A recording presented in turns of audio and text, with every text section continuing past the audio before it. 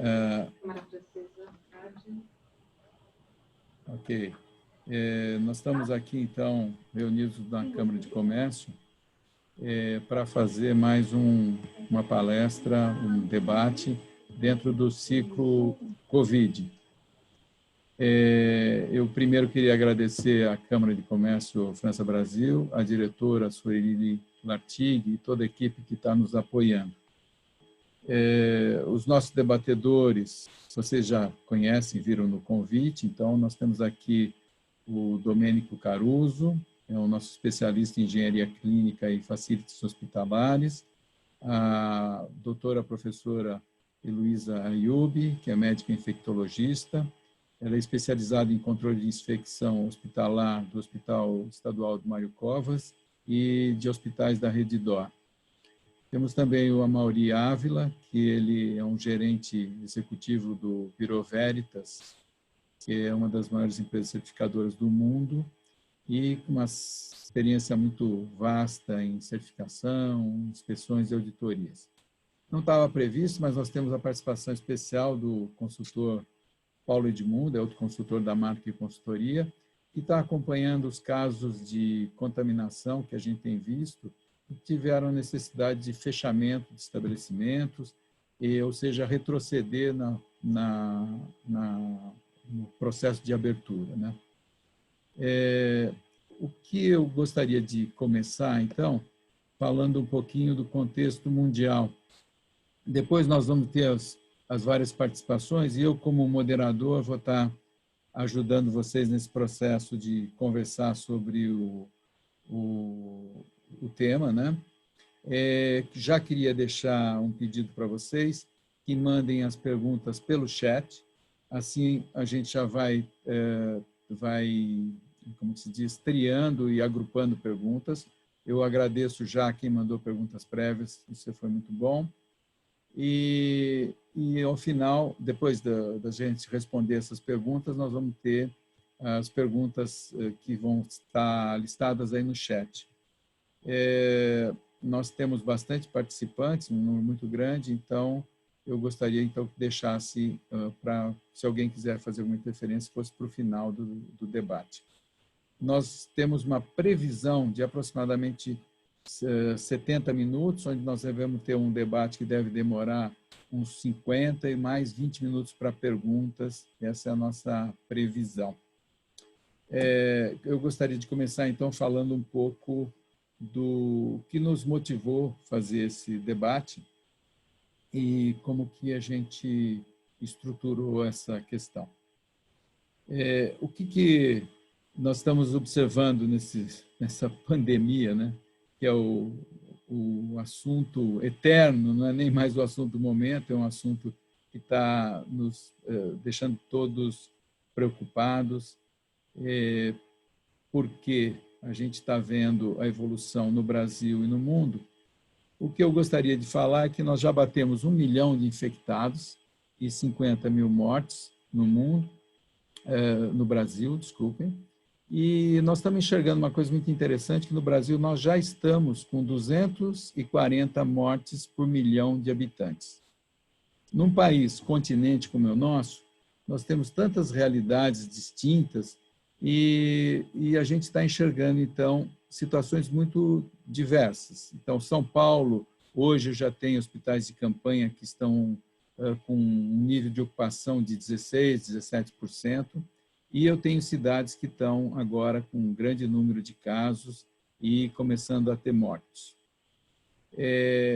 Isso está implicando, então, em fechamentos rigorosos, né? O pessoal está chamando isso de lockdown, e nós estamos vendo que cidades que abriram estão sendo obrigadas a retroceder. A nossa parceira da Câmara é a França Brasil, né? É a França, e lá nós acompanhamos também, porque nós temos uma pequena operação na França, e lá eles estão com mais de 60 mil infectados. O país é uma dimensão de habitantes muito menor que o Brasil. Já tiveram 30 mil mortes e infelizmente, eles estão com 450 mortes por milhão de habitantes. A despeito desse número forte aí, né? As características do país são muito distintas, então não dá nunca para eu comparar um país com o outro. A França tem uma população muito mais idosa que a brasileira, que é o grupo de risco, e o que acontece é que eles estão seguindo no processo de retomada das atividades. Ontem, no dia 22, nós tivemos mais uma das etapas de desconfinamento, que a gente está chamando, e praticamente todas as atividades estão abertas, inclusive cinemas e espetáculos. Tem sempre algumas restrições, mas, de maneira geral, está tudo aberto. E eles estão tendo relativamente poucas mortes. Eu falo relativamente porque cada morte é importante. Esses últimos dias eles estiveram na faixa de 30 mortes por dia, quando já bateram até 800 ou 1.000 mortes. E isso faz com que a gente nos remeta à questão fundamental desse nosso debate, que é a preocupação que todos nós temos com a eventual segunda onda. No Brasil, a gente está na primeira onda, acho que a gente já está batendo no pico da epidemia, mas todo mundo está preocupado porque vai passar e depois vem outra e vem outra. O que a gente está dizendo logo de cara para todos nós é que a retomada dos negócios precisa ser cautelosa para que a gente consiga manter a atividade econômica, mas com o mínimo de prejuízo à saúde.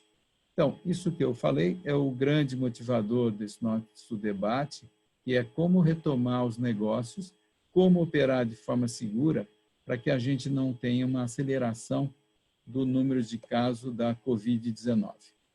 A Marc, para dar uma referência para vocês, se envolveu nesse tema desde o início da pandemia. Nós completamos a nossa equipe com pessoal especializado, estabelecemos uma relação de cooperação com o Instituto de Medicina Tropical da USP.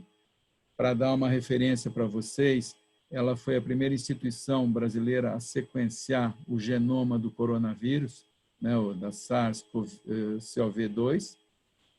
Nós estabelecemos uma colaboração com a nossa palestrante hoje, debatedora, a doutora Heloísa, e nós fizemos um trabalho muito interessante para redes de hotéis. A gente desenvolveu um protocolo específico para redes de hotéis e estamos trabalhando em outros protocolos para outros tipos de atividade.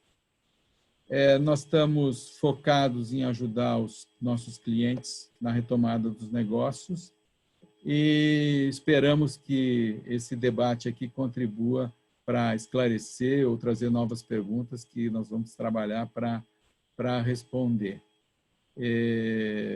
Eu gostaria de começar, então, chamando a doutora Heloísa para nos dar um panorama do ponto de vista médico, infectologista e epidemiologista também. Isso eu gostaria de chamá-la. Muito obrigado por enquanto.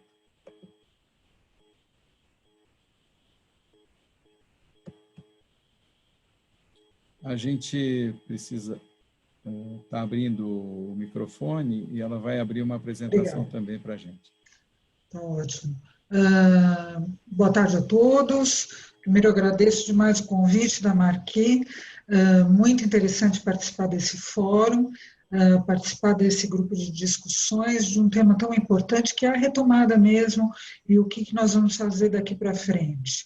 Eu vou dividir com vocês uma apresentação, é curta.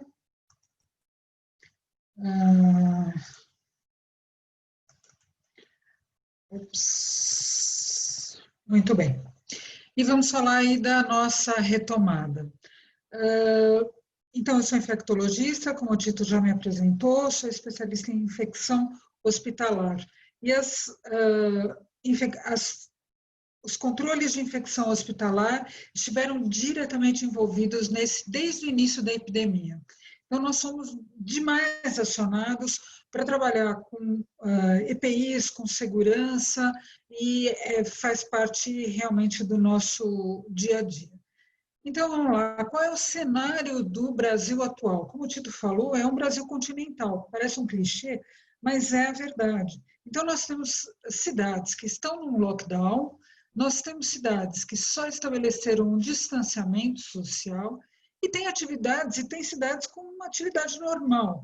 Então, nós temos muitos Brasis dentro de um Brasil só e é muito difícil a gente falar de um único protocolo para todos. Mas eu vou falar um pouquinho mais especificamente sobre São Paulo. Esse é o mapa de São Paulo, de agora do dia 19, como que a gente está em relação ao coronavírus. Então, vocês podem ver a área aqui em vermelhinho, são as cidades, e aqui nós estamos na região metropolitana, são as cidades que estão mais com incidência maior da doença, mas a gente já vê um deslocamento para o interior.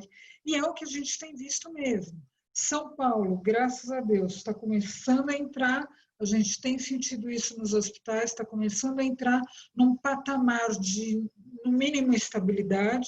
Hoje, se vocês verem na UOL, por exemplo, que saiu agora há pouco, nós tivemos 434 número de mortos, mas, na verdade, é o acúmulo de casos que vem no final de semana. Mas a gente já sente, como médico, como está o hospital e a pressão de internação, graças a Deus, nas UTIs estão diminuindo. As UTIs da cidade estão com uma ocupação em torno de 67%, mas a gente tem que se preocupar realmente com essa interiorização que está acontecendo. Em termos de distribuição do número de casos, isso são casos confirmados, não óbitos. Eu achei interessante esse gráfico porque ele mostra a faixa etária de pessoas contaminadas. Então, eu tenho realmente uma faixa etária grande na faixa de 20 anos a 60 anos, mas lógico que o número de óbitos é diferente. E uma equiparação entre sexo masculino e feminino. Em termos de óbitos, a gente já tem uma situação um pouquinho diferente. Eu já, com certeza, tenho o número de óbitos muito mais prevalente na faixa abaixo, acima dos 60 anos, tá? Começa a partir dos 50, mas é principalmente acima dos 60 anos. Crianças é uma porcentagem muito pequena e muitas dessas crianças que vieram a óbito têm doenças associadas também, então imunodepressão, tratamento para câncer, etc. E os fatores de risco mais importantes, porque vocês devem saber disso, porque vocês têm que até identificar os pacientes e os clientes de fator de risco. Então, pacientes cardiopatas, pacientes com diabetes mellitus, doença neurológica, doença renal, obesidade, a gente tem visto muita gente obesa. Tá? Bom, aqui a distribuição do Brasil, a gente vê uma distribuição no número de casos de óbito, mas é o que o Tito falou, o que é muito interessante a gente ver é por milhão. Óbvio, se eu for olhar São Paulo, na verdade, São Paulo tem 13.068 número de casos de óbito, porém a densidade demográfica é enorme. E quando a gente vai analisar isso, a gente vai ver que por milhão de habitantes, a densidade é muito menor, por exemplo, como ele falou, para Paris. Então, isso é bom? Não, óbvio que não é bom. Não é bom ninguém morrer de uma mesma doença, todo mundo junto, todo mundo ao mesmo tempo. Isso é terrível. Mas, com certeza, tira um pouco do peso que, às vezes, os órgãos de imprensa dão para números absolutos. A gente tem que ter essa avaliação estatística do negócio.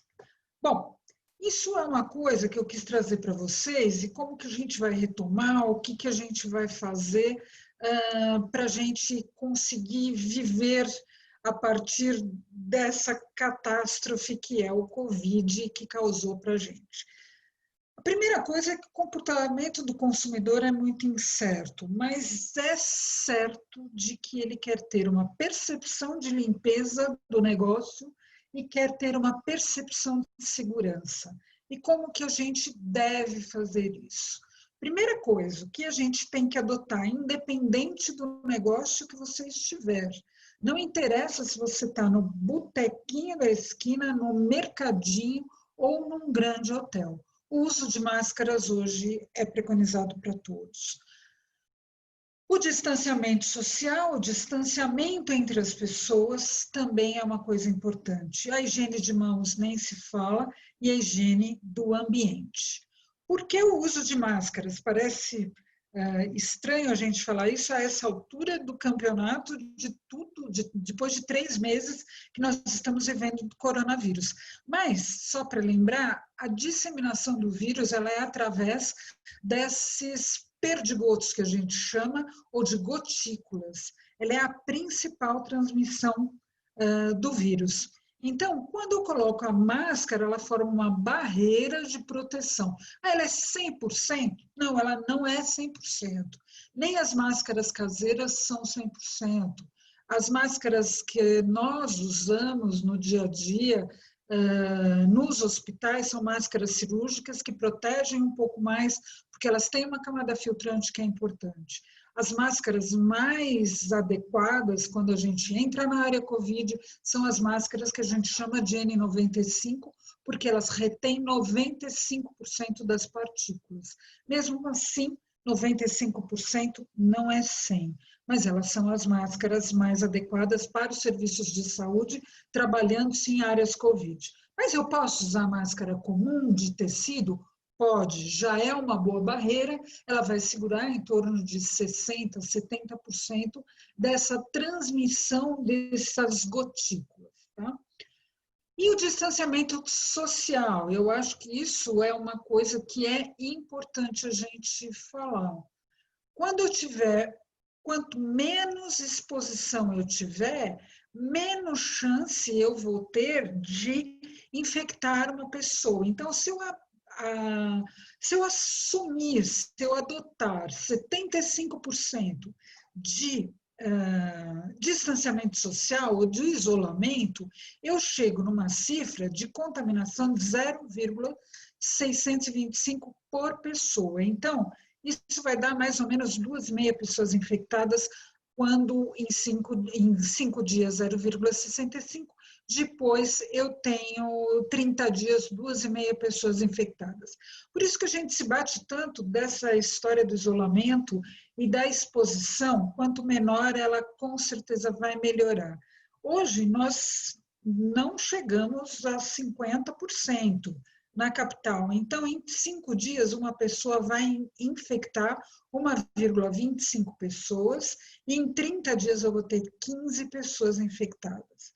Isso é o que faz, e essa é a importância do distanciamento, do isolamento social. E o distanciamento entre as pessoas é de você não atingir com as gotículas. A última coisa que é mega importante e que já se provou e que nós que trabalhamos com controle de infecção hospitalar já conhecíamos há muito tempo e brigávamos em todos os lugares, é pela questão da higiene das mãos. As nossas mãos, elas carregam micro-organismos com uma facilidade muito grande. A higiene das mãos é extremamente importante para a prevenção de doenças. Em relação ao coronavírus, nem se fale, né? A gente já sabe que os 2 modos de transmissão da doença são pela transmissão pelas gotículas e pelo contato com as nossas mãos. Então, isso, se a minha mão está contaminada, aonde eu tocar a superfície, eu vou poder acabar contaminando essa superfície e o outro pode tocar e leva a mão no rosto, nos olhos, tal, e vai acabar se contaminando. Então, a higiene das mãos é extremamente importante. Por que a gente não fala só de lavagem das mãos? A gente não fala porque eu tenho o uso de álcool gel hoje, que facilita demais a vida da gente, né? Então, a periodicidade de lavagem de mãos ou do uso do álcool gel tem que ser maior possível, né? Existe uma a cada 2 horas, a cada meia hora? Não existe bem isso. O que existe são situações onde eu toquei numa superfície que não é familiar a mim, é uma situação que eu estou num supermercado, eu toquei, estou lá com meu álcool gel, faço rapidinho e resolvo o assunto. Essa periodicidade de eu falar, não, eu tenho que higienizar minhas mãos a cada 1 hora, a cada 2 horas, depende muito da situação. Tá? A última coisa que eu queria falar para vocês é em relação à vacina, que eu acho que também é outra perspectiva médica, que está todo mundo desesperado querendo a vacina, e a gente já fala até em AV e AC, né? Antes da vacina e depois da vacina. Como vamos ser antes da vacina e depois da vacina? Bom, a vacina, nesse momento, ela tem 130 diferentes fases, diferentes vacinas em diferentes fases de desenvolvimento. Então, são 130 trabalhos. Aqui no Brasil, aqui em São Paulo, nós estamos com 2 vacinas especificamente, uma de Oxford, outra que veio da China. Poxa, mas como assim, né? Às vezes as pessoas perguntam, por que vieram testar aqui, né? Não, eles não querem testar lá. Não, não é. Eles têm que testar no lugar onde eu estou tendo o maior número de casos. Eu preciso de gente exposta. E na China eles já passaram muito por isso, na Inglaterra eles já passaram. Aqui não, nós ainda estamos numa ascensão do Covid. Então, é um lugar bom de ser testado, porque tem muita gente exposta. Então, está começando, a vacina ainda requer muito estudo e, com certeza, para esse ano, não vem nada. Então, quem estava querendo, não, acho que vai ser esse ano, então, provavelmente não tem nada pronto para esse ano. Provavelmente isso vai ser para o próximo ano. Obrigada, era curto o que eu queria falar e fico aí aberta agora à continuação e mais para frente ao debate e a perguntas eventuais que vocês queiram fazer.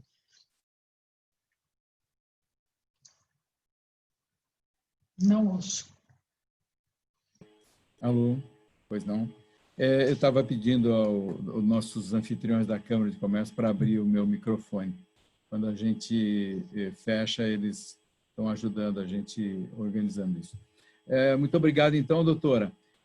Eu acho que essa primeira olhada do ponto de vista médico ajuda muito a gente poder dar sequência. Uma vez que nós já vimos quais as melhores práticas a pensar, inclusive a senhora fez uma exposição muito simples, mas que deixa claro o porquê da máscara e o porquê da lavagem das mãos e tudo mais, eu gostaria de chamar o Domênico, que é nosso especialista nessas questões de facilities e higiene hospitalar, para que ele pudesse falar um pouco quais são os protocolos que transformam essa visão médica, né, da doutora, por exemplo, em práticas objetivas para as nossas empresas adotarem. Eu gostaria, então, que o Domênico tivesse a palavra, né? O Renato, que está manobrando aí os nossos microfones, pudesse liberar aí o microfone do Domênico para ele falar com a gente sobre quais são os protocolos, quais são os procedimentos, como que a gente pode fazer para garantir essa segurança dos nossos colaboradores e dos nossos clientes. Vamos lá, Boa Domênico. tarde. Obrigado. Boa tarde, estão me ouvindo? Conseguem me ouvir?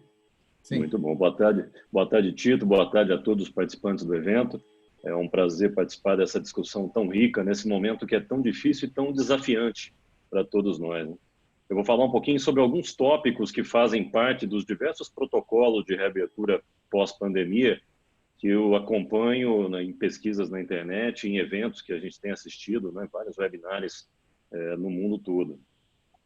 Vou aproveitar um pouquinho da minha experiência em hospitais, de muitos anos em hospitais, para poder passar um pouquinho dessas informações aqui. Falar um pouco sobre os processos de higienização. Já vi que teve uma pergunta no chat, inclusive, sobre isso, como fazer a higienização. O que é importante nesse momento agora? O aumento da frequência da limpeza, isso é primordial para nós. A limpeza que é feita na maioria das empresas hoje, que não são os hospitais, não é a limpeza correta e a frequência também não é correta para esse momento que a gente está passando de pandemia. A gente tem que se atentar muito nos locais de alto fluxo. Quanto maior o fluxo, maior tem que ser a frequência de limpeza. E pontos que já são discutidos há muitos anos nos hospitais, que são aqueles pontos dentro do ambiente onde existe o contato com as mãos, o contato frequente com as mãos.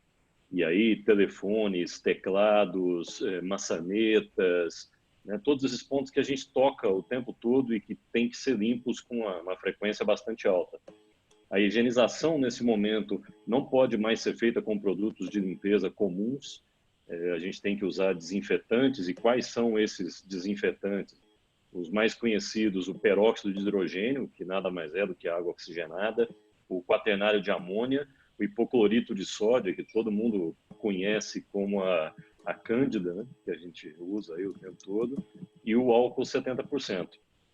Normalmente, o peróxido de hidrogênio e o quaternário de amônia têm um custo mais baixo do que o álcool 70 para fazer desinfecção.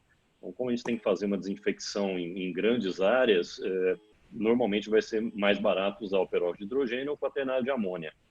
O que é importante nisso tudo?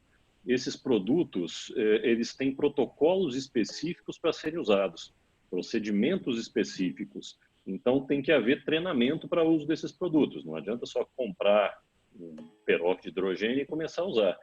As instruções têm que ser muito bem lidas e todas as pessoas que vão fazer essa higienização têm que estar muito bem treinados.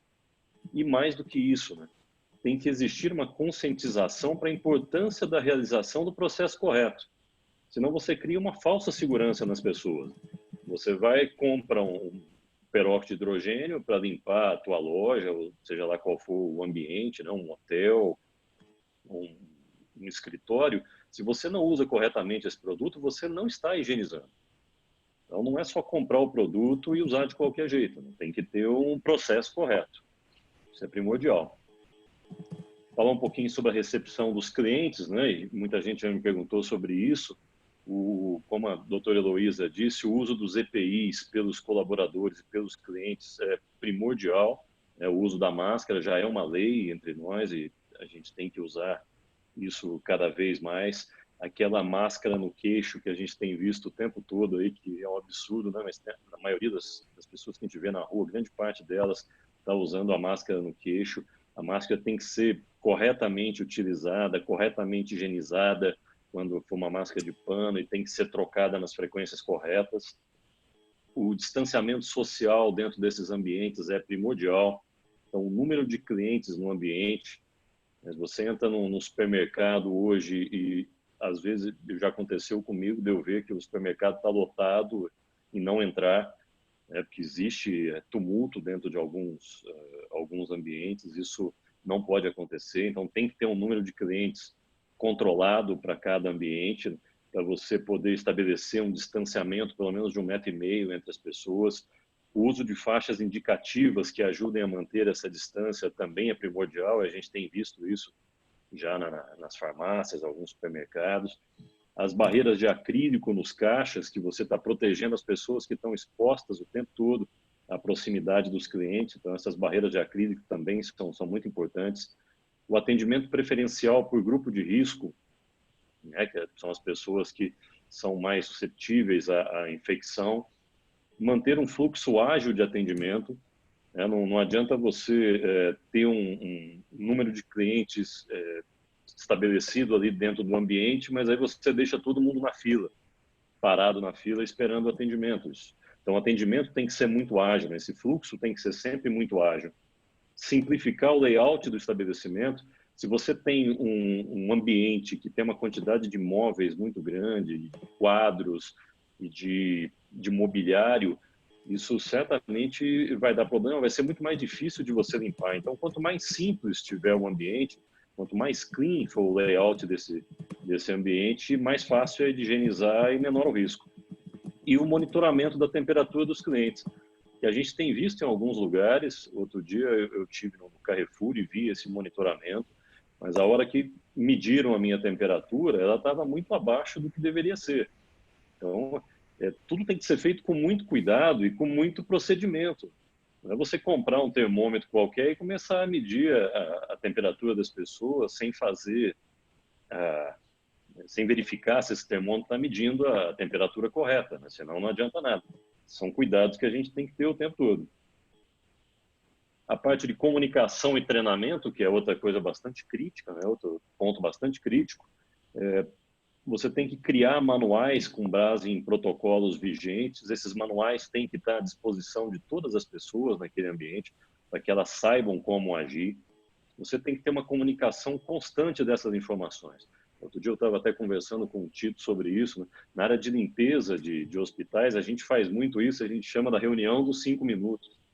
Então, 5 minutos antes de cada plantão, a gente coloca todo mundo numa sala, num ambiente, e repassa as informações do dia a dia para que essas pessoas possam entrar no seu plantão, possam entrar no seu trabalho com essas informações frescas na cabeça. O que a gente vê, e é comum no ser humano, que a gente, com o tempo, vai perdendo medo das coisas. Então, essa informação tem que ser constantemente difundida dentro das instituições, dentro dos ambientes, para que as pessoas não relaxem. Isso é primordial.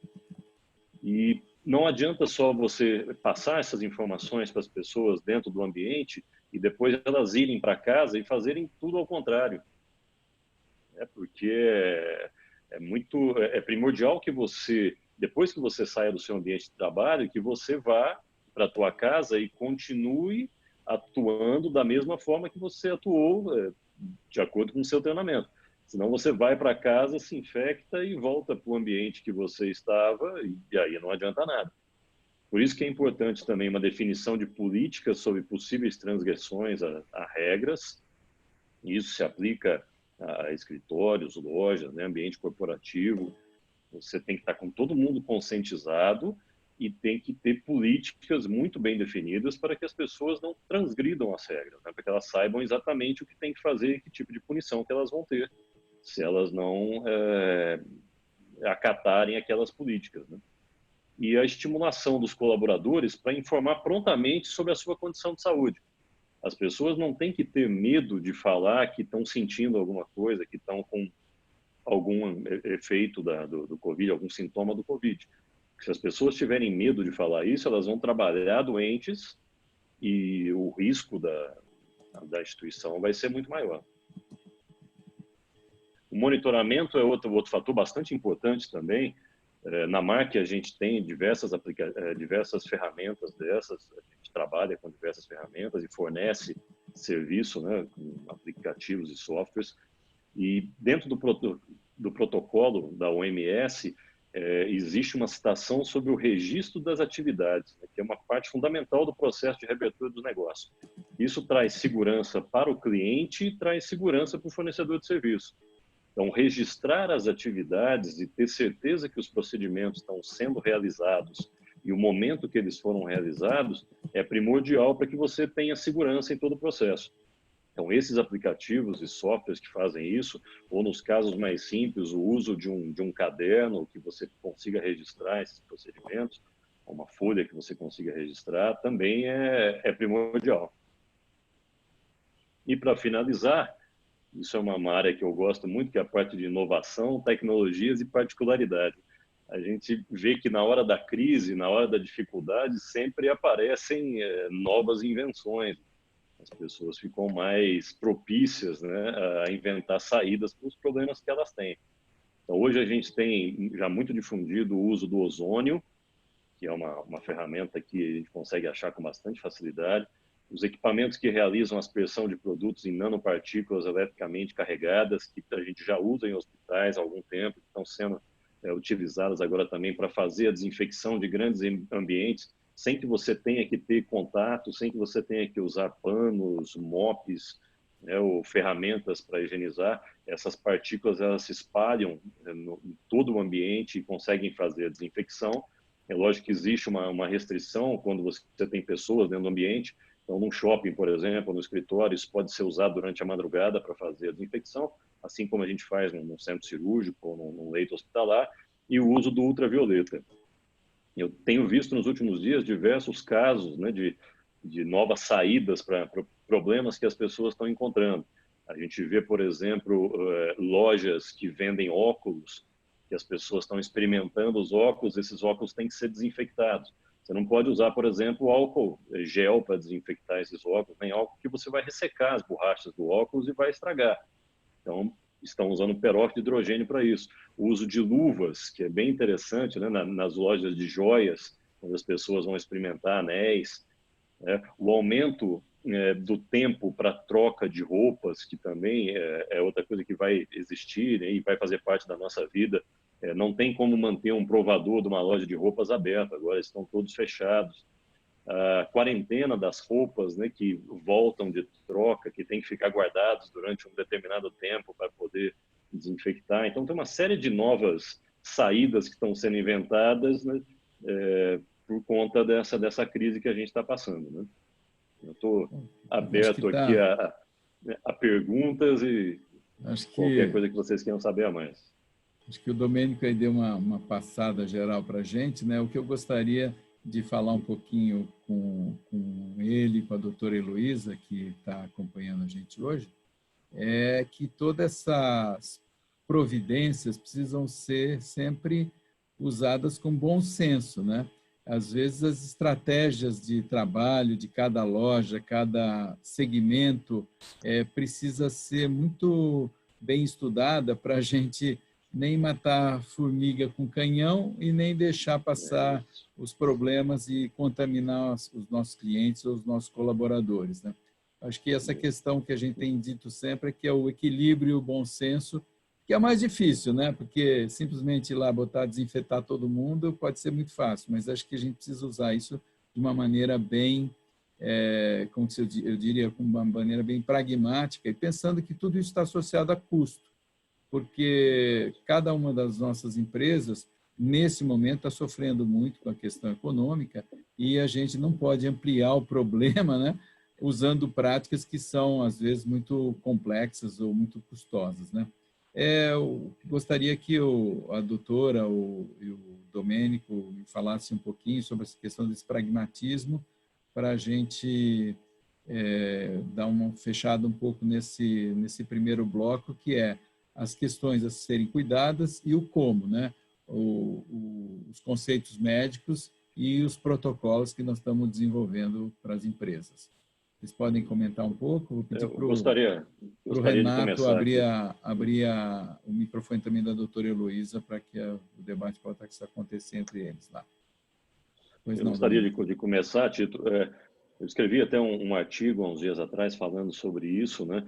Que é a importância dos profissionais de facilities, os profissionais de operações de todas as empresas, além de criar essas soluções, né, de pesquisar as soluções com um bom senso e cientificamente, que acho que é uma tarefa nossa tentar, de qualquer forma, aumentar a eficiência dos processos nesse momento de dificuldade para que as empresas possam sobreviver. Acho que é um fator primordial, né, para as empresas, é que a gente consiga aumentar a eficiência. A gente tem visto algumas saídas, algumas alternativas que têm aparecido no mercado, talvez só por conta de marketing. A gente estava comentando sobre a desinfecção de carros que entram num shopping, num túnel de ozônio. Deve ser uma ferramenta, com certeza, uma ferramenta caríssima, e não existe nenhum protocolo, nenhuma evidência de que você desinfectar um carro possa gerar algum resultado na redução da infecção por Covid. Então, você está jogando um monte de dinheiro fora, a princípio, lógico, baixando a sua eficiência com algo que não vai trazer nenhum resultado prático. É primordial a gente pensar nisso sempre. Eu queria complementar que é verdade. Essa questão da segurança, da percepção da segurança que você quer dar ao cliente, as pessoas acabam partindo para soluções que muitas vezes são vendidas como soluções mágicas, e não existe isso. Essas cabines ou borrifar coisas, não existe a desinfecção da pessoa. Todos os produtos que são usados, peróxido de hidrogênio, o quaternário de amônio, hipoclorito, todos esses produtos, eles são testados e aprovados pela Anvisa. Só que eles são testados e aprovados pela Anvisa para uso em superfícies. E todos eles são para fricção. Inclusive, para o ser humano, ser inalado, ele pode causar problemas graves, né? Pode levar a quadros alérgicos importantes, pode levar a tosse, a falta de ar. Você imagina, você quer dar como solução e você leva a um quadro parecido com o Covid. Então, o teu cliente vai ter tosse, falta de ar, mal-estar, e isso pode gerar uma confusão danada. Então, a gente precisa tomar muito cuidado com isso, muito cuidado mesmo. Isso não existe, não está aprovado. Tá? Eu queria fazer um comentário um pouco maldoso, mas a gente viu uma prefeitura fazendo um túnel de hipoclorito para as pessoas passarem, né? O cara passava numa aspersão de cândida, pessoal. Essa é a situação que a gente tem enxergado. Não, é muito complicado isso. Eu entendo que as pessoas estão desesperadas, mas a gente tem que ter bom senso. E tem muita gente mal intencionada vendendo esses produtos como uma coisa mágica. Eu quero até deixar aí a nota técnica número 38 de 2020, tá? Que fala, tem um parecer da Anvisa só sobre esses produtos. Eu acho que é interessante todos terem acesso e lerem essa nota técnica para tirar um pouquinho da cabeça algumas fórmulas mágicas disso. Inclusive, o ozônio, ele é uma coisa meio perigosa porque ele é inflamável também. Então, é perigoso. Posso usar ozônio? Pode. Em diálise, a gente usa em água. Isso é super usado, mas não é bem assim, espalhar o ozônio, não é assim. O que eu gostaria que a senhora repetisse o nome da nota, o número da nota técnica, que eu estou deixando no chat para todo mundo. Tá. É a nota técnica número 38 de 2020, Anvisa. Tá? Bom, eu já coloquei esse número no chat, a gente pode buscar isso aí. E eu gostaria agora de passar a palavra, então, para o Paulo Edmundo, pedir ao Renato lá que nos acompanha aí para abrir o microfone do Paulo Edmundo. Ele vai falar um pouquinho para a gente, para situações que a gente está vivendo de reabertura de estabelecimentos onde a gente teve problema. Isso nós estamos acompanhando, porque isso nos leva a modificar a nossa maneira de atuar nas empresas, de definir protocolos para a gente poder ter a maior eficácia nas questões com os clientes. O Paulo Edmundo está fazendo isso não só no estado de São Paulo, mas em outras situações. Vai falar um pouquinho para a gente sobre essas situações de, como é que se diz, de marcha ré, né? Vamos dizer assim, né? Voltar a apertar o controle. Pois não, Paulo? Vamos lá. Vamos lá. Boa tarde a todos. E obrigado pela oportunidade de participar desse evento. Bem, como o Tito disse, a encomenda a mim feita pelo grupo organizador foi trazer alguns fatos que pudéssemos apresentar para a discussão do grupo de debatedores. Tá? Eu procurei focar em 3 situações básicas. 2 delas, os fatos estão na mídia, tá? E uma terceira não. Bom, na questão do retrocesso na abertura de comércio e indústria, a gente tem notado, pela própria mídia, né? Retrocesso em várias cidades do interior e mesmo de capitais. Sejam cidades de 80 mil, 150 mil habitantes, até cidades de 1,5 milhão de habitantes, como algumas cidades como Guarulhos e Campinas, que estão na faixa de 1.200 habitantes. Tá? 1,2 milhão habitantes. Né? Estão tendo um retrocesso. Certo? E não importa que parte do país, essas cidades que eu identifiquei estão no interior do Paraná, do Rio Grande do Sul, de Goiás e Pernambuco. Né? Tem até um estudo da Fiocruz, de início de maio, que relata um crescimento de 50% de casos de contaminação em municípios com até 20 mil habitantes. Ou seja, como a doutora Heloísa falou, a interiorização da pandemia. Certo? Apesar de muitas capitais estarem com reduzindo os casos, o interior está aumentando e assustadoramente às vezes. Um caso que me chamou a atenção é de uma indústria do ramo frigorífico. Ela foi, inclusive, suspensa, houve uma cassação da operação pelo Ministério Público do Trabalho, porque num universo de 3.000 empregados, eles tinham 193 casos de contaminação. Isso, se nós formos fazer uma comparação, como o Tito fez, por milhão de habitantes, vai dar um número assustador. Né? Uma segunda situação são das agências bancárias. E aqui eu procurei trazer pela diversidade de protocolos. Né? Existe uma situação em que uma agência bancária, ao detectar um empregado contaminado, fechou por 14 dias, isolou toda a equipe, fez a desinfecção do ambiente e reabriu depois dos 14 dias. E uma segunda situação de uma agência bancária que fechou pelo tempo necessário para a desinfecção do ambiente e reabriu 2 dias depois com outra equipe. Ela tinha a oportunidade de usar outra equipe. Tá? Então, são protocolos diferentes, são situações diferentes, o que leva as agências bancárias a adotarem protocolos diferentes. Tá? Um terceiro caso, e aqui não está na mídia ainda, e me chamou a atenção por ser um caso bem específico. É um condomínio de escritórios com apenas 12 salas. São 5 salas utilizadas por psicólogos, 3 por dentistas, 2 salas por médico, 1 sala por uma seguradora e um escritório de engenharia.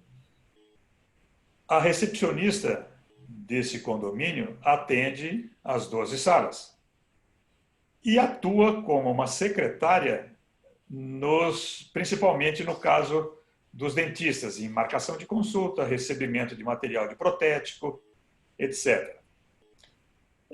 A partir de meados de março, esse condomínio já vinha trabalhando só com os dentistas fazendo atendimento presencial. Os demais profissionais estavam fazendo atendimento virtual de suas casas ou de outros locais.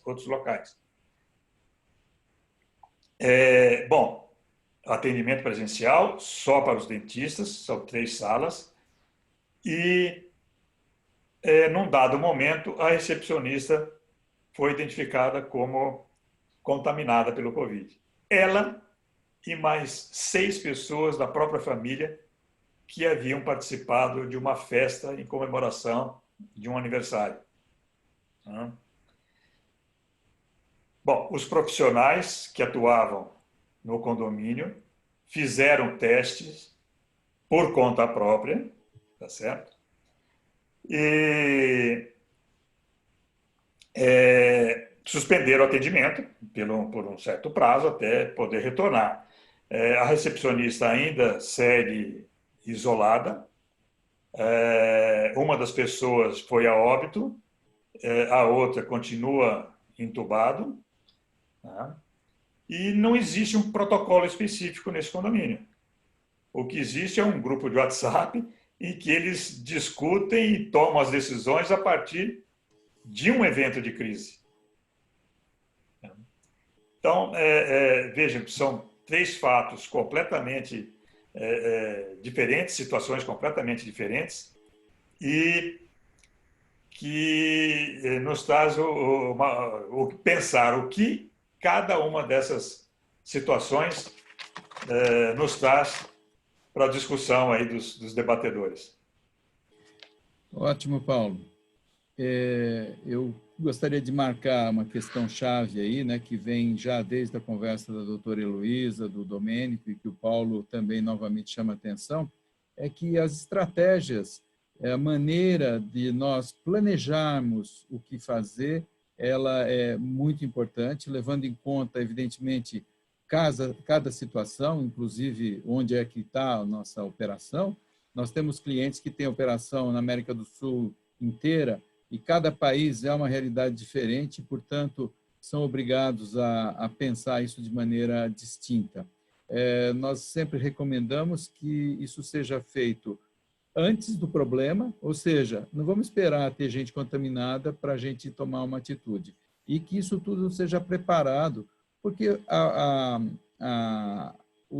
está muito claro para todo mundo que a probabilidade de contaminação dentro das empresas, seja dos colaboradores ou dos clientes, ela existe, pronto, não tem muito o que discutir. Então, a proposta é planejar, e uma vez planejado, seguir esse protocolo que foi feito, desenvolvido de maneira refletida. Não adianta a gente imaginar que vão ter tantas variáveis depois que vão nos obrigar a contratar soluções mágicas, miraculosas, como a gente já está vendo que alguns estão oferecendo, né? Uma das coisas que eu gostaria de comentar também, para abrir agora a palavra para o Amaury, do Bureau Veritas Certification, é a questão de como dar segurança para os seus clientes.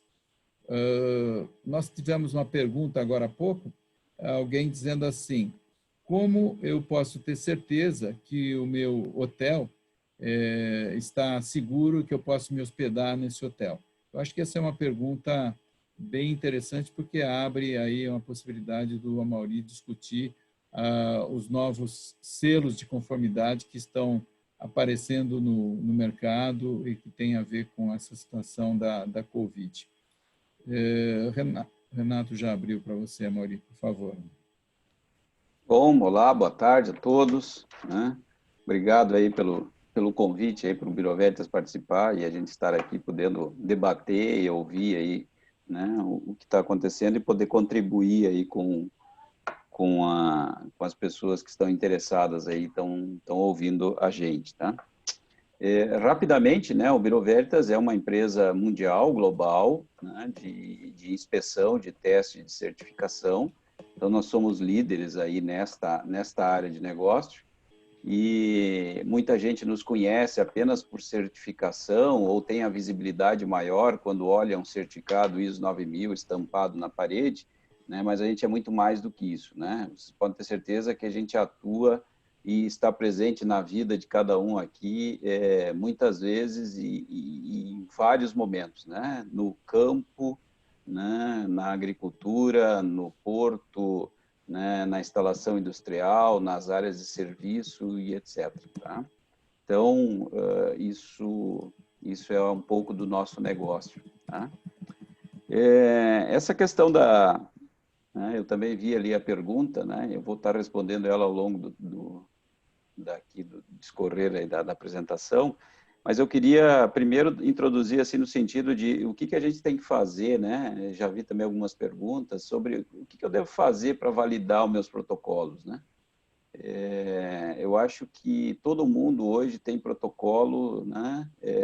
O Domênico falou algumas coisas sobre isso, né? Mas eu acho que um dos primeiros passos é a gente primeiro se cercar de gente que tenha competência, né? Para nos ajudar aí a validar protocolos, né? Para evitar aí absurdos que a gente está vendo todo dia acontecer e que alguns já foram citados aqui, né? Eu vou compartilhar uma tela só, né? Apenas como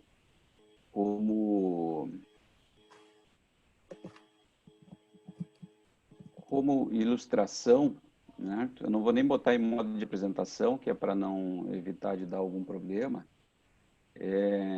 Mas o BV, e eu vou falar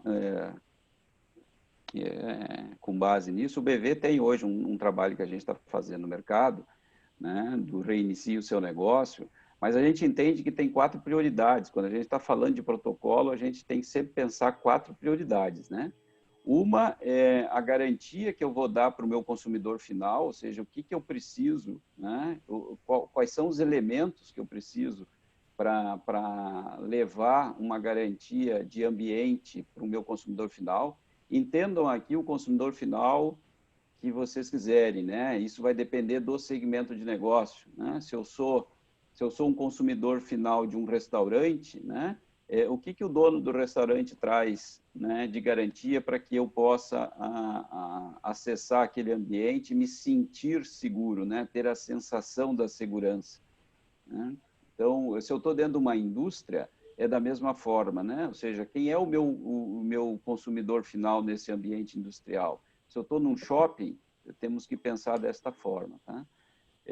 Ter consistência, né? Eu acho que isso é extremamente importante e isso está dentro do que já foi falado, né? Ter a consistência do que eu vou colocar, dos meus processos, né? Das minhas instalações, né? Dos meus procedimentos, das minhas políticas, né? Obviamente, quando eu estou falando de vários lugares, que isso seja consistente também em todos os lugares. Não posso esquecer do trabalhador, né? Porque o trabalhador ele também está no ambiente, né? E ele também precisa se sentir confortável e seguro naquele ambiente que ele está, para que ele também possa oferecer, através dos seus atos, das suas atitudes, né? Que o ambiente se torne aprazível e seguro, né? E, obviamente, que a gente hoje convive com a questão de legislação para esse momento de prevenção, que muitas vezes muda todo dia, né? Então, os protocolos também têm que observar isso, eles têm que serem extremamente dinâmicos, né? E estarem perfeitamente adaptáveis às condições e até locais, né? Porque, como a doutora falou antes ali, né? Cada município do estado de São Paulo, ou cada município hoje do Brasil, tem uma realidade, né? E a gente tem que conviver com essa realidade. Então, as organizações elas precisam estar adaptadas a isso, né? E entendo também, né, que a gente vamos mudar aqui vamos usar esse outro aqui. A gente também precisa enxergar bem o segmento que a gente está e se adaptar a este segmento, né? Então, os protocolos que a gente está vendo nas organizações, né, alguns carecem da realidade do seu segmento. Então, quando eu preciso estar muito coerente com aquilo que eu estou aplicando, né? Então, como eu falei, se eu vou para um protocolo de shopping, existem elementos dentro de um shopping que eles vão ser bem diferentes de um elemento que eu vou para uma indústria, né?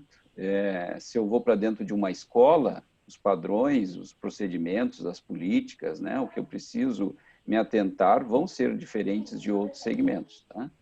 Então, acho que isso também é extremamente importante a gente utilizar, né? E a gente tem visto aí nos últimos dias, como organismo de certificação, com um produto que a gente está aí no mercado, que é fazer a certificação dos ambientes em cima de protocolos segmentados, a gente tem visto muito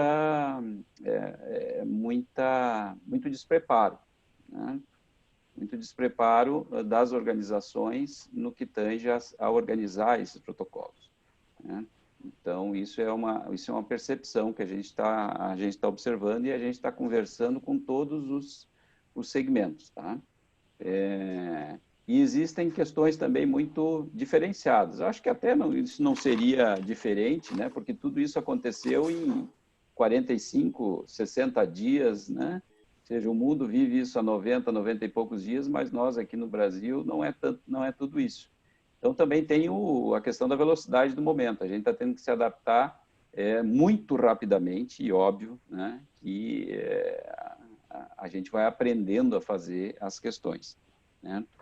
Mas eu diria que, inicialmente, a gente tem que pensar nisso, tá? A gente tem que pensar em não deixar de fora as prioridades e estar muito adaptado ao segmento de negócio, né?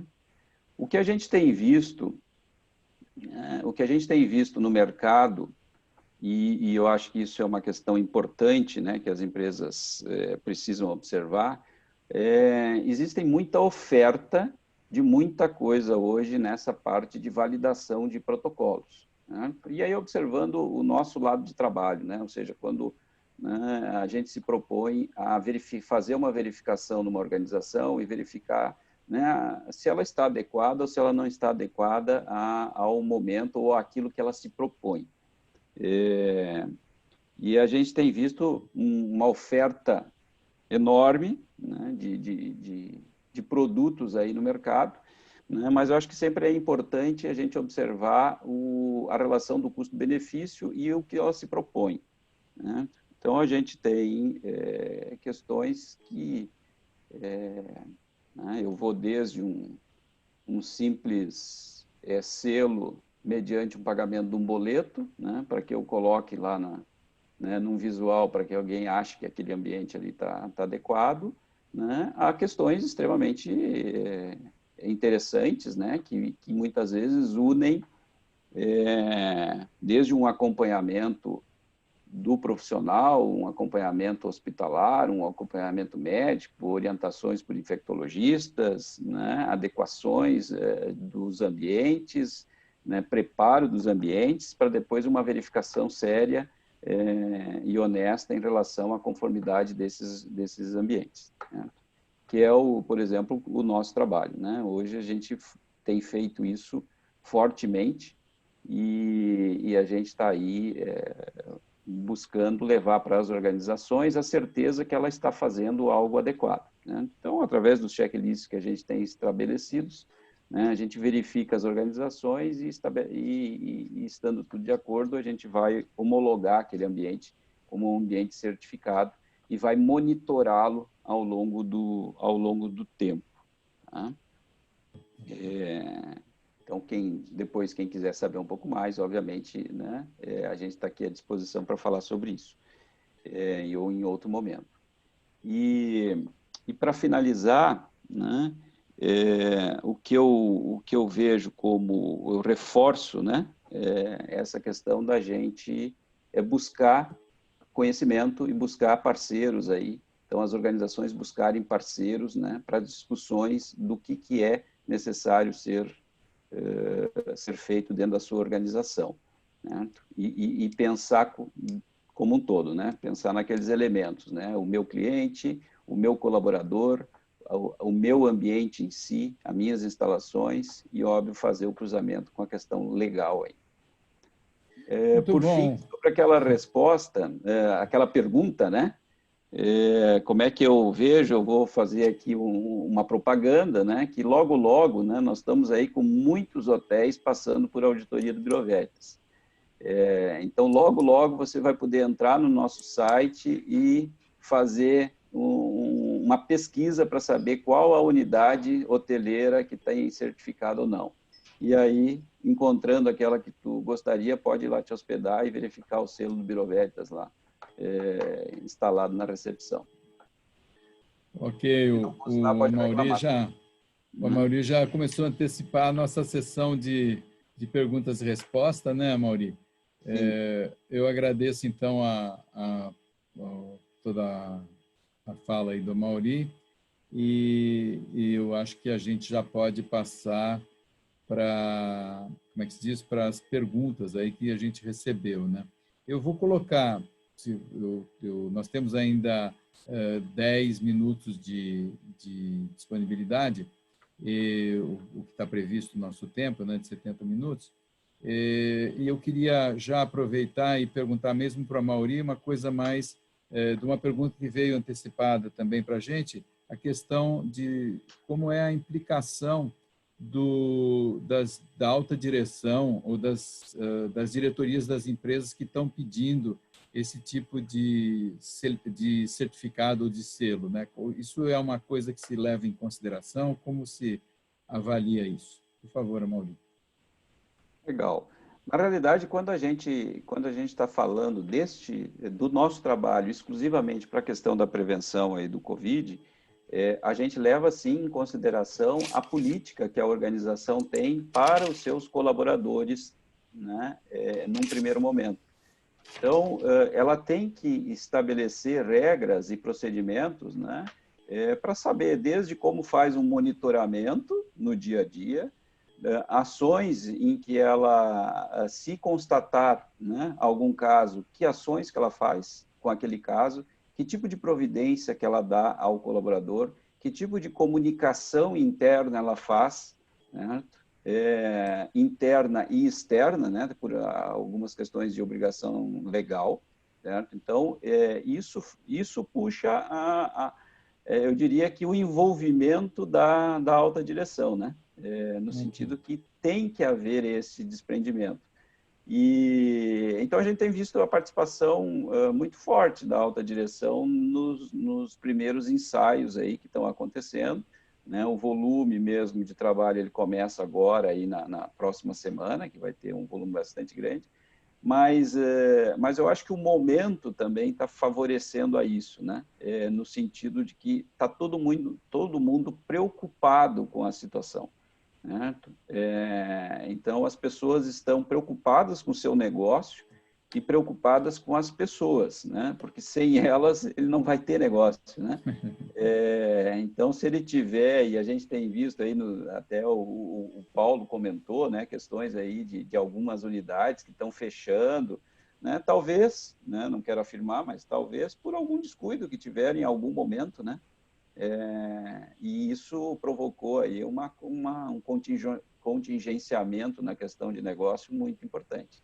Então, a gente está percebendo, sim, um envolvimento forte e a gente avalia esse envolvimento. Muito obrigado, então, Amaury. Eu estou pegando aqui as perguntas, se vocês tiverem outras, podem ir escrevendo, porque eu estou juntando aqui as perguntas para que possa passar para os nossos debatedores. Tem uma pergunta aqui que poderia ser respondido pelo Domênico ou pela doutora Heloísa. Eu gostaria que o Renato abrisse os dois microfones aí, né? E a questão é o seguinte: são coisas de ordem bem prática, mas que podem estar, então, ou definidas no protocolo ou na questão técnica médica, né? Qual a frequência da troca das máscaras de pano, né? Essa pergunta. E como eu posso higienizar uma máscara N95? Acho que a doutora Heloísa podia responder isso aí, se o microfone dela ficar aberto. Renato, doutora Heloísa, não sei se a senhora está conseguindo abrir o microfone. Abrir? Então, vamos lá. Posso higienizar a máscara N95? Vamos lá, na prática. Esta é uma máscara cirúrgica comum, tá? Então, é uma máscara que a gente usa, ela é tripla. No meio, ela tem 2 camadas, no meio, um elemento filtrante. Uma máscara cirúrgica comum. Essa é a máscara de tecido, tá? Essa, já vou dar a dica, é uma das mais confortáveis, que é o que o pessoal chama de 3D. Ela não sufoca tanto. As máscaras de pano, elas são mais sufocantes. Ela é desagradável de usar, não é tão boa assim. Eu não sei se porque eu estou acostumada a usar a máscara de cirúrgica, então, ok. E essa é uma máscara N95. Se eu não consigo apagar a marca, o que é importante observar nessa máscara N95? Ela tem o PFF2, tá? Então, essa é uma máscara de uso hospitalar. Não serve a que está PFF1. É uma máscara que a gente usa na construção, é para poeiras, tá bom? Então, quem for comprar, quem for adquirir, agora eu acho que ela está um pouco mais barata, tem que ser essa PFF2, tá bom? Ou N95, tanto faz. Elas não são, por enquanto, reesterilizáveis. Saíram vários protocolos, estudos, parece que tem alguma coisa em relação ao UV. Então, a ultravioleta parece que tem alguma coisa que poderia ser usada. No começo, a gente começou a fazer esses trabalhos e desenvolver esses trabalhos porque estava desesperador adquirir essas máscaras. Essas máscaras, no início da pandemia, antes da pandemia, elas custavam em torno de R$6. Nós, no Hospital Mário Covas, chegamos a pagar R$59, cada uma delas. Coisas da oferta e da procura. mas foi desesperador. Então, começaram a sair trabalhos tentando fazer essa desinfecção. Não dá para fazer desinfecção dessa máscara. Falaram de forno, isso não funciona. Ok. Máscara de tecido, quando que eu troco? Elas molham com muita facilidade, tá? Então, molhou, desculpa, tem que trocar. Espirrou, tem que trocar. Você não vai ficar com essa coisa molhada no rosto, ela perde a capacidade de filtração. A máscara cirúrgica, antes a gente recomendava a troca a cada 2 horas. Hoje a gente consegue tê-las mais ou menos em 4 horas, você fica com ela, se você não for uma pessoa muito falante, né? Se começar a falar demais, ela também molha e daí você troca. A periodicidade de troca é realmente pela umidificação que você acaba causando nela. Tá? Ok. Mas ela dá mais ou menos esse período. Tá? A máscara cirúrgica comum em 4 horas. Tem máscaras e máscaras, tá? Essa máscara é uma máscara de boa qualidade com 3 camadas. Tem máscaras que são vendidas aí, ela tem 1, 2 camadas. Então, são máscaras mais baratinhas e tem uma qualidade menor, pior, talvez elas durem menos tempo. Tá? Doutora, Oi. tem uma outra questão que é acessória aí, eu acho que é bastante específica, falando sobre o uso de máscaras com íons de prata, depois a gente coleta essa informação e pode responder. Posso então até vamos te lá. falar já. Posso até te falar. Tem várias coisas que são vistas em medicina como poderosos bactericidas ou virucidas. Cobre é um bom virucida, a prata também. Então, a gente tem vários materiais que já foram estudados, por exemplo, catéteres venosos centrais. Então, aqueles catéteres que você coloca na veia para pacientes graves, tem alguns que são impregnados com prata, porque ela é um bom bactericida e virucida. Provavelmente devem estar nessa linha de investigação, para tentar melhorar essa capacidade filtrante e matar mais os vírus que eventualmente e bactérias que vão ficar na máscara. Não tem nada de definitivo ainda. Eu já vi até travesseiro com íon de prata. O quanto isso dura, o quanto não dura, é meio empírico. A única coisa que eu posso falar para vocês é que catéter venoso central recoberto pela prata, eles são muito legais. Isso eu sei. O resto ainda é meio nebuloso. Eu acho muito importante esse tipo de postura, né? Porque nós trabalhamos com outros profissionais também da área da saúde, e uma das coisas que a gente tem visto é que os bons profissionais são aqueles que dizem não sei. Né? Porque se tiver muita certeza, pessoal, começa a desconfiar porque a coisa é difícil, né? O tema é tão novo que vocês já viram idas e vindas da OMS, de institutos de pesquisa e tudo mais, de soluções mágicas, e isso tudo a gente está vendo que o tempo está apagando, a gente nem lembra mais, né? Então, atenção... Só complementar uma coisa. Em relação aos protocolos, que eu acho que o Amaury falou, o Domênico falou. Protocolos, a gente tem que entender que não são organismos estáticos. Muitas vezes, eles são mutáveis.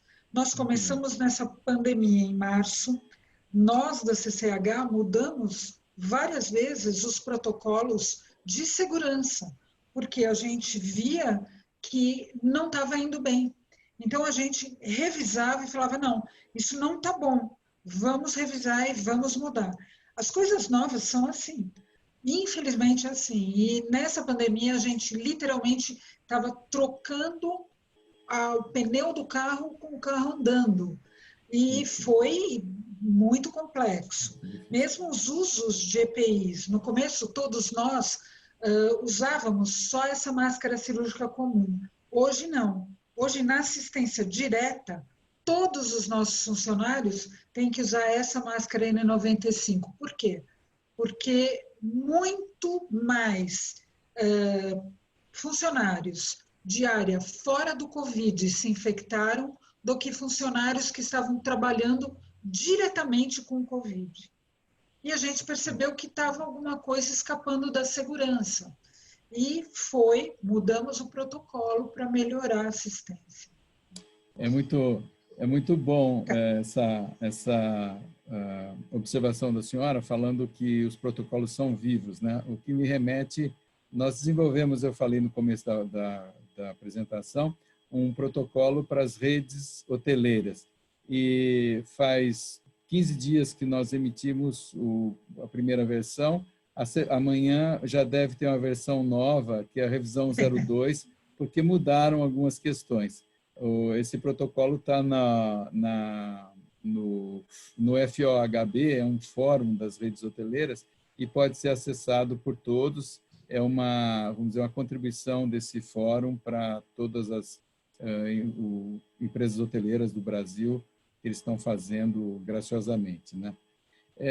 Queria dizer para todos os nossos visitantes que nós temos ainda uma quantidade muito grande de perguntas e que a gente estabeleceu mais ou menos um limite de prazo para encerramento da live agora, às 16h20. Eu queria talvez fazer uma passagem de bastão para todo mundo falar um pouquinho e dizer que todas as perguntas vão ser respondidas. Elas estão aqui, seja por, como é que se diz, por e-mail, ou a gente, se for muito complexo, a gente vai fazer contato, a gente tem o cadastro de vocês, né, e nada vai ficar sem resposta.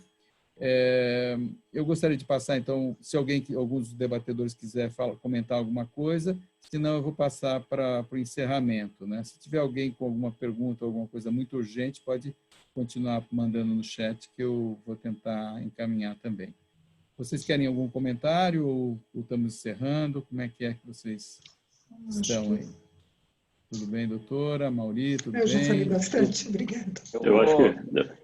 Eu só vou aproveitar e fazer um comercial, né? Quem quiser procura através da palavra Safeguard o nosso programa, Safeguard, né? Ou a página do Bureau Veritas, né? E nos procure se tiver interesse aí de falar sobre isso. E demais agradecer aí, nós tivemos aí um pico, né? Mais de 100 pessoas né, participando aí desse momento, então porque o assunto é interessante e as pessoas se mantiveram aí, então isso também é bem legal, né? E obrigado a todos vocês. O Domênico falando. Perfeito, não, nada mais, Tito. Estou à disposição para responder essas perguntas depois. Bom, então eu queria agradecer primeiro à Câmara de Comércio. Nós somos sócios da Câmara há mais ou menos uns 30 anos, e sempre nossos chamados são atendidos prontamente, aqui no Brasil ou na França, onde nós temos uma pequena operação. E o pessoal que trabalha na Câmara sempre muito gentil. Eu não conhecia ainda o Renato, que nos acolheu agora. Muito obrigado. A Sueli Lartigue, a nossa diretora fantástica também, ela sempre está nos acompanhando. Queria agradecer aos debatedores que tiveram aqui com a gente, agradecer a equipe da Marque Consultoria que preparou todo esse trabalho e, junto com eles, selecionaram como realizar o debate. Eu espero não ter esquecido ninguém e agradeço a vocês que estiveram aqui conosco e fiquem à disposição da Marque Consultoria e da Câmara de Comércio. A gente sempre recomenda que as empresas todas que ainda não são se associem à Câmara de Comércio. E é isso, eu queria agradecer. Se alguém tiver uma palavra a colocar, a Sueli Lartigue, que está junto com a gente, se quiser também dizer alguma coisa, vai ser um prazer. Renato, você quer liberar? Pois não, Sueli. Agora estou liberada, tá vendo? O Renato não estava me vendo aqui. Eu quero agradecer a vocês, né, o Bureau Veritas e a Marque Consultoria, E agradecer a todos vocês que participaram desse evento, a Câmara está à disposição. Inclusive, a gente tem feito... Ontem tivemos 2 eventos, hoje tivemos 2 eventos, essa manhã nós tivemos o prazer também de ter o Rodrigo Maia na nossa Câmara. Na próxima quinta-feira tem a nova embaixadora da França no Brasil. E a gente já fizemos 15 eventos dentro desse canal aberto Covid, né? São perguntas e respostas, práticas, compartilhar boas práticas dos nossos associados e também com algumas autoridades que a gente precisa ter o contato, né? E precisa ter um pouco mais de informação, esclarecimento para tranquilizar os investidores aí associados à nossa Câmara. Então, quero agradecer o Mark mais uma vez, muito obrigada aí pela iniciativa e a todos vocês de terem participado do evento. Eu e minha equipe, nós estamos à disposição para o que vocês precisarem. Muito obrigada. Muito obrigado, então. Muito obrigado a todos e até a próxima. As perguntas vão ser respondidas. Fiquem tranquilos. Um abraço. Até logo. Um abraço. Abraço.